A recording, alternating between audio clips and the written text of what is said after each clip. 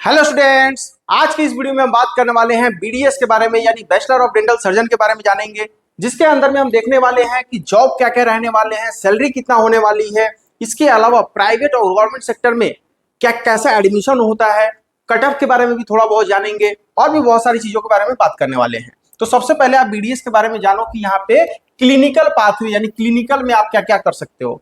तो private practice कर सकते हो, जहां पे आप अपना खुद का सेटअप डाल सकते हो, या फिर किसी प्राइवेट हॉस्पिटल में वहां पे आप जाकर के प्रैक्टिस कर सकते हो। ठीक है, वहां पे आपको सैलरी ऑलमोस्ट आपको वहीं 30 से 50 के आसपास देखना मिलेगा। फिर बात करें एमडीएस के बारे में, तो एमडीएस क्या होता है, जैसे नीट पीजी के बाद में, जैसे एमबीबीएस के बाद में पीजी करते हैं, ठीक है, वहां पे एमएस और एमडी होता है।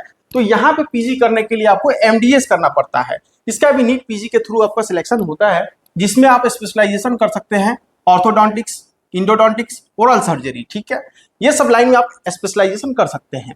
उसके बाद में बात करेंगे गवर्नमेंट जॉब्स में।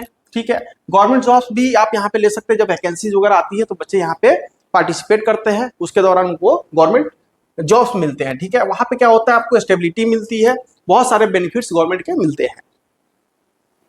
इमर्जिंग फील्ड, जो उभरता हुआ फील्ड है, इसमें मतलब कि अभी कौन सा रिसेंट जो फेज है जहाँ पे मतलब कि अच्छा कर रहा है एमडीएस, तो कॉस्मेटिक, ठीक है, डेंटिस्ट्री, जहां पे आपको देखने को मिलेगा अलाइनर्स, फेशियल एस्थेटिक्स, यानी आप देखते होंगे कॉस्मेटिक डिपार्टमेंट में भी बहुत अच्छा डेंटिस्ट का रोल है इस समय पे।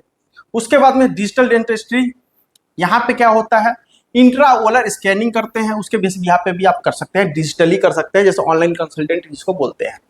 ठीक है, हेल्थ टेक एंड इनोवेशन, कुछ इनोवेशन वगैरह जैसे एआई डायग्नोस्टिक, डेंटल स्टार्टअप्स वगैरह जो इसमें है बहुत उभर के आ रहे हैं। तो ये बढ़िया ही इमर्जिंग फील्ड है जिसमें बहुत अच्छा डेंटल वाले कर रहे हैं। इसके अलावा बात करेंगे नॉन क्लिनिकल। सबसे पहले हमने क्या देखा, क्लिनिकल देखा, फिर इमर्जिंग फील्ड देखा। अब हम क्या देखेंगे, नॉन क्लिनिकल में क्या क्या कर सकते हैं। बहुत सारे ऐसे बच्चे होते हैं जिनको क्लिनिकल नहीं करना होता है, तो वहां पे क्या होते हैं, एचओडी वगैरह बन सकते हैं, लेक्चरर, प्रोफेसर, इन सब का भी जॉब बहुत बेहतरीन होता है। सबसे पहले बात करेंगे हेल्थ केयर मैनेजमेंट, जिसमें एमबीए, एमएचए, ये सारी चीजें आप कर सकते हैं। उसके बाद में पब्लिक हेल्थ केयर, ठीक है, जिसमें पॉलिसी मेकिंग वगैरह, रिसर्च वगैरह आप कर सकते हैं, मतलब कि इसमें बीडीएस में। उसके बाद में मेडिकल राइटिंग एंड एजुकेशन, जैसे कोई मतलब आप किताब वगैरह लिखे, ठीक है, इसके बिहार पे भी आप अपना पूरा रिसर्च कर सकते हैं। ठीक है, एस्टिमेटेड मंथली सैलरी बात करेंगे 2026 के बिहार पे, तो क्या रहने वाला है। तो प्राइवेट क्लिनिक्स में जो बच्चे पार्टिसिपेट करेंगे उनका क्या रहता है, जो स्टार्टिंग है, जो फ्रेशर्स है, उनको मिलेगा 20,000 से 35,000 के आसपास। जिनको 3 से 5 साल का एक्सपीरियंस है उन्हें मिलेगा 50,000 से 80,000, यानी 50 के टू 80 के। और जो सीनियर है, जो एमडीएस वगैरह कर चुके हैं, 5 साल प्लस एक्सपीरियंस है, उनको 1.2 लाख तक का मिलता है। गवर्नमेंट सेक्टर में बात करेंगे तो 55,000 से स्टार्टिंग सैलरी होती है, 75,000 तक जाता है। जिनको एक्सपीरियंस हो गया उनको कितना मिलेगा, 80,000 से 1 लाख तक के बीच में। और सीनियर जो एमडीएस कर चुके हैं 1.5 लाख तक वो उनको मिल जाता है। कॉर्पोरेट चैन की बात करें, कॉर्पोरेट लाइन में कितना मिलता है, 30,000 तो 50,000 के आसपास। जिनको कुछ एक्सपीरियंस हो गया 3 से 5 साल का, 70,000 से 1 लाख तक। और जो सीनियर हो गया उन्हें 2 लाख प्लस मिलेगा। प्राइवेट प्रैक्टिस यानी खुद का जो प्रैक्टिस करते हैं, तो उसमें डिपेंड करता है लोकेशन पे, और वहाँ का आपका पेशेंट कितना है उस पर मार्केटिंग पे डिपेंड करता है। ठीक है, तो यहाँ पे 25,000 से 60,000 देखने को मिलता है शुरुआती में, 1 से 2 लाख मिलता है मिड में, यानी जिनको 3 से 5 साल का एक्सपीरियंस हो गया। और जो सीनियर होते हैं उन्हें 3 लाख से 10 लाख के बीच में आपको मिलता है। ठीक है, तो ये तो रह गई हमारे क्या क्या इसमें क्लिनिकल मतलब एस्पेक्ट रहने वाला है, उसके भी यहाँ पे नॉन क्लिनिकल का और इमर्जिंग का। ठीक है, ये 3 फील्ड को हमने यहाँ पे डिस्क्राइब किया हुआ है। इसके बाद में बच्चों के मन में क्वेश्चन होता है कि सर यहाँ पे एडमिशन का क्या रहने वाला है। जैसे 3 मई को नीट का एग्जाम होगा, उसके बाद में रिजल्ट आएगा, फिर बच्चे देखते हैं कॉलेजेस कि किस कॉलेज में एडमिशन ले। अगर नंबर अच्छे हो, जैसे 70,000, 50,000 आपकी रैंकिंग है नीट में, तो वहां पे तो आपको गवर्नमेंट कॉलेजेस मिल जाएंगे।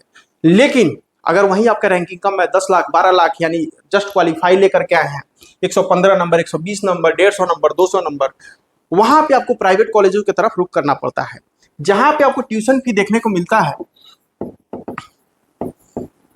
प्राइवेट कॉलेजों के लिए। ठीक है, यहाँ पे जो ट्यूशन फी होता है वो कितना होता है, 2 लाख रुपए पर ईयर प्लस हॉस्टल। ठीक है, यानी 3 लाख प्रति वर्ष का आपका बजट होना चाहिए मिनिमम। और ये फीस आपको कब तक देना होता है, 4 साल तक, यानी 4 ईयर प्लस 1 साल का इंटर्नशिप होता है बीडीएस का, यानी टोटल 5 साल का कोर्स होता है। एमबीबीएस की कंपेरिजन करें या बीएमएस की या आयुष कोर्सेज की कंपेरिजन करें तो वहां पे वो 5.5 साल के होते हैं, ये 5 साल का होता है इंक्लूडिंग इंटर्नशिप। ठीक है, तो यहाँ पे आपको देखना है 4 साल का ही फी लगता है, इंटर्नशिप में आपको कोई भी फी पे आउट करने की जरूरत नहीं होती है। तो प्राइवेट सेक्टर में एडमिशन लेने के लिए टोटल जो बजट आपका होना चाहिए वो 12 लाख तक का बजट होना चाहिए, इंक्लूडिंग हॉस्टल वगैरह एवरीथिंग मिला करके। ठीक है, अगर आप गवर्नमेंट सेक्टर में जाते हैं तो बहुत ही मिनिमम फीस पे हो जाती है, 15 से 20 हजार रुपये आपका ट्यूशन फी होता है, हॉस्टल 50,000 से लेकर 40,000 के बीच में होती है, यानी प्रति वर्ष 70-75 हजार का बजट हो तो भी आप गवर्नमेंट में एडमिशन ले सकते हैं। ठीक है, अब बात आती है कि सर हमने एग्जाम दे लिया नीट का, ठीक है, नीट के एग्जाम देने के बाद में आपका क्या रोल रहता है। जैसे कि यहाँ पे हम लोग क्या करते हैं, बच्चों की काउंसलिंग कंडक्ट करवाते हैं, जिन भी बच्चों को नॉलेज नहीं होता काउंसलिंग का, या फिर आपके अच्छे रैंक है, कितना रैंक है उस पर गवर्नमेंट कॉलेज मिलेगा, प्राइवेट मिलेगा, कोई अच्छा कॉलेज आप सजेस्ट करना चाहते हैं, जैसे स्टेट वाइज आपके अपने स्टेट में, जैसे आप बिहार से हैं, यूपी से है, पंजाब से है, उत्तराखंड से हैं, या किसी महाराष्ट्र से हैं, या फिर आप तमिलनाडु साइड से हैं, तो आपको वहां पे कौन सा बेस्ट कॉलेज मिलेगा, या फिर आपके स्टेट में अच्छे कॉलेज नहीं है तो किसी अदर स्टेट में जाके आप कैसे एडमिशन कराते हैं, इन सारा प्रोसेस को हम लोग फुलफिल कराते हैं। और मतलब कि अच्छे तरीके से गाइडेंस करके कि आपको कौन सी काउंसलिंग कराने चाहिए, स्टेट वाला, सेंट्रल वाला, या फिर आपको होम स्टेट में ही सारी चीजें करानी है। ठीक है, तो वो कैसे होगा, वो सारे प्रोसेस को हम लोग कंप्लीट कराते हैं। जो बच्चे एमबीबीएस करना चाहते हैं उनके लिए 15,000 का रहता है, चाहे गवर्नमेंट या प्राइवेट। एमबीबीएस एब्रॉड से करना चाहते हैं उनके लिए हम लोगों ने 20,000 का चार्जेस रखा है। ठीक है, बीडीएस वाले बच्चों के लिए 5,000 का, बीएमएस के लिए 5,000, बीएचएमएस 5,000, बीयूएमएस 5,000, यानी आयुष कोर्सेज और बीडीएस के लिए कितना हमने रखा है, बीडीएस प्लस आयुष, इनके लिए 5,000 का चार्ज है ओनली। ठीक है, लेकिन जो बच्चे एमबीबीएस करना चाहते हैं उनके लिए 15,000, गवर्नमेंट या प्राइवेट किसी भी कोर्स के लिए। ठीक है, गवर्नमेंट या प्राइवेट।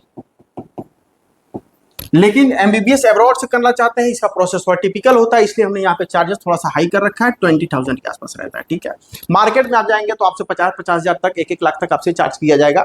हमारे पास जो चार्जेस है मिनिमम है, क्योंकि हमारे पास जो है बल्क में बच्चे आते हैं, मैक्सिमम बच्चे आते हैं। ठीक है, तो हम लोग क्या करते हैं, जो रेट है इसका मतलब कम रखा है। ठीक है, ऑफिस एड्रेस की बात करें, जो बच्चे फिजिकली या पेरेंट्स जो हैं वो फिजिकली विजिट करना चाहते हैं तो आप बरेली आ सकते हैं, उत्तर प्रदेश के बरेली डिस्ट्रिक्ट में आ सकते हैं, इज्जत नगर के पास में अपना ऑफिस है, द गुरु स्कूल के अपोजिट में। ठीक है, यहाँ पे आएंगे आप, हमसे मिलेंगे, आपकी पूरी अच्छे तरीके से काउंसलिंग की जाएगी। ठीक है, इसके अलावा कौन से कॉलेज की कितनी कट ऑफ जाती है, चाहे एमबीबीएस, बीएमएस, बीडीएस, सारे कॉलेजों की कट ऑफ हम इसी वीडियो में बताते रहेंगे, जैसे कि आपको चैनल पे सारे अपडेट मिलते रहेंगे। ठीक है, बाकी मिलते हैं आपसे नेक्स्ट वीडियो में कुछ और नया अपडेट लेकर के। Thank you.